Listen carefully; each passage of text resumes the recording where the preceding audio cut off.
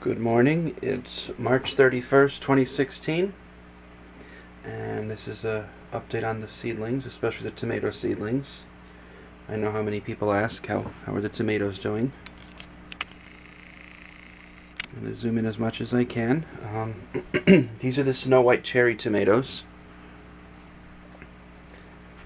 Those were planted on the 26th, and I've got pretty good germination.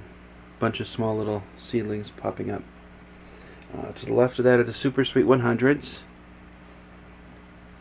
They're also looking very good. Not really sure how else to say it. I've got, out of the 12 seedlings I have planted, 12 seeds I have planted, I have 5 seedlings up.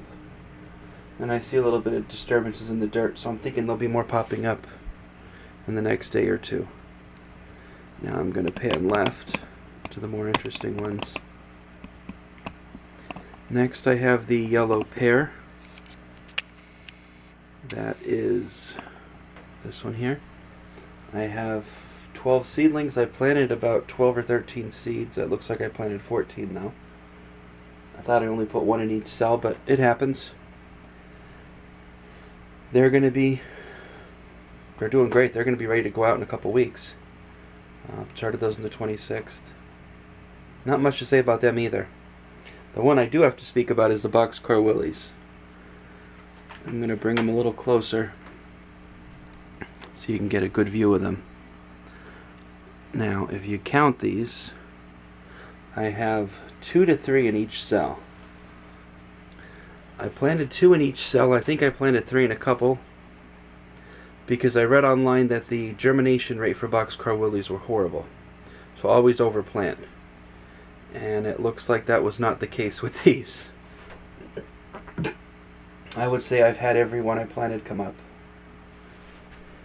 Okay, I'm now going to bring down the camera on the tripod just a little bit.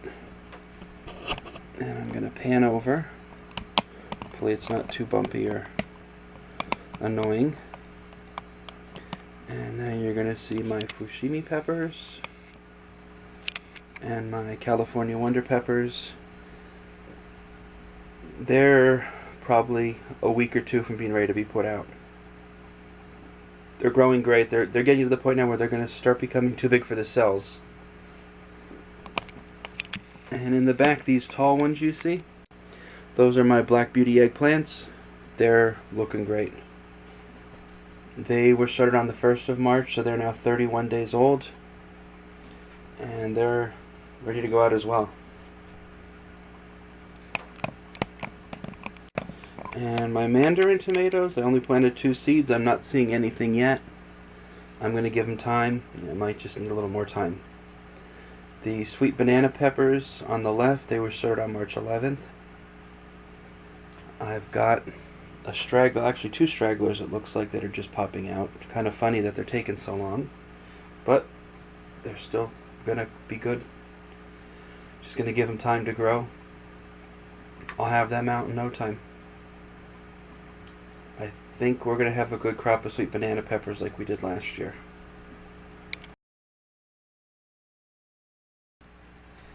This is the second tier on my grow shelf, if you want to call it that. In the background are my sweet Spanish onions. They're ready to go out any time. I'm not going to start hardening them off yet or putting them out because we've got some crazy weather coming up. Temperatures in the teens and 20s for the lows. So I am going to hold them off, let them keep getting bigger. I know it's probably going to stunt them when they get outside, but better than them getting killed when they get outside from the freezing cold. Also, you're looking at the cauliflower, the Snowball X.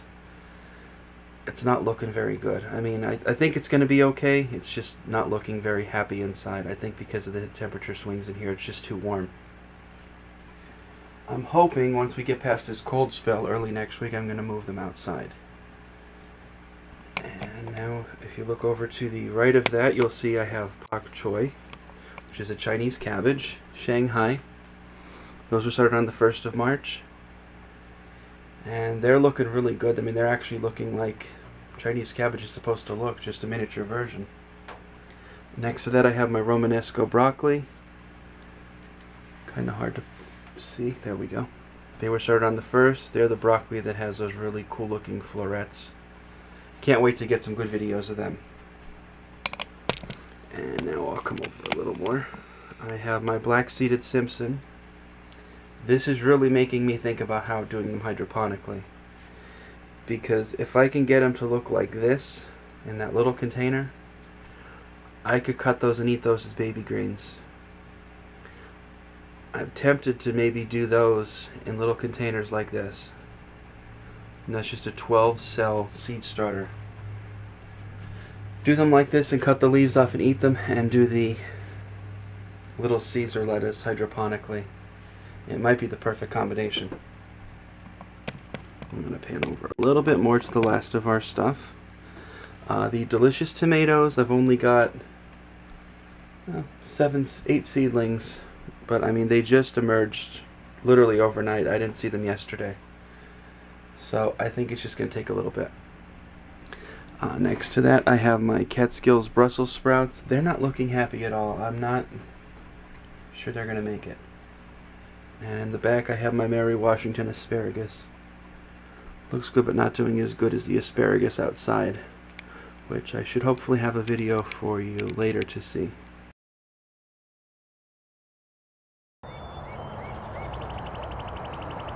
I'm sure you can hear all the birds. It's a very busy morning here in the garden. This is the asparagus bed. I'm going to zoom in and show you how big some of these spears have gotten. This one here is probably about 4 inches. And these here are probably about 3.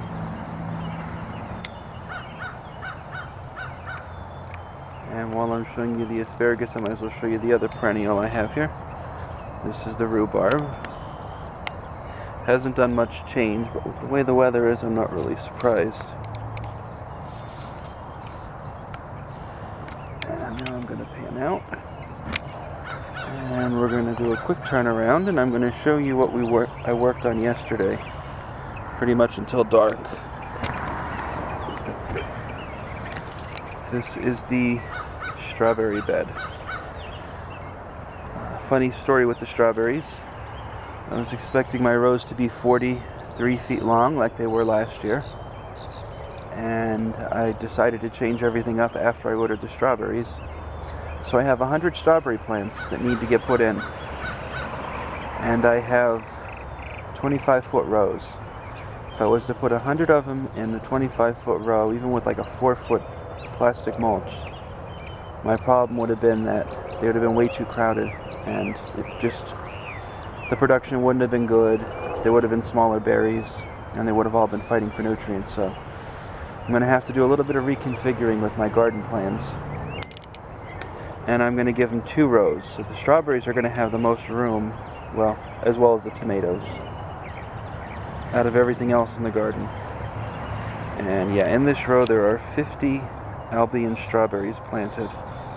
Albion's an ever-bearing variety, unlike regular strawberries, which put out a big crop in the beginning of June. Some put out later in June, but after that big crop, nothing else happens usually. The plants will put out runners, but no more berries. These will put out until frost, and that's the plan this year, is lots of strawberries.